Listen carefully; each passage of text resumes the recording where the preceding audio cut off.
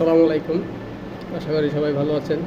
যদিও দেশের পরিস্থিতি অনুযায়ী ভালো থাকার কথা না, কেন আপনাদের মনে হচ্ছে যে কোটা আন্দোলন অযৌক্তিক?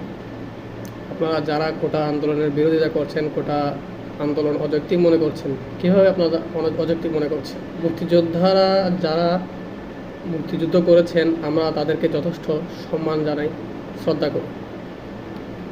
মুক্তিযোদ্ধা পরিবারকে প্রতি মাসে একটি ভাতা দেওয়া হয়, যেটা আমাদের এই ইনকাম থেকে যায়, আমাদের ট্যাক্স থেকেই দেওয়া হয়।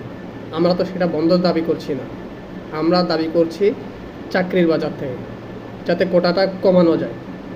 চাকরির বাজারে সবারই সমান অধিকার থাকা উচিত। আপনারা ভাতাও নিচ্ছেন, এদিকে কোটাও নেবেন, চাকরিও আপনাদের কাছে থাকবে, সবই আপনাদের কাছে থাকবে। মাঝখানে আমরা কী করব? হাল চাষ করব? কোটা সংস্কার অবশ্যই জরুরি। আপনাদের লজ্জা হওয়া উচিত যে এত কিছু পাওয়ার পরেও, এত সুযোগ সুবিধা পাওয়ার পরেও আপনারা কোটা নিয়ে আমাদের সাথে বিরোধিতা করছেন।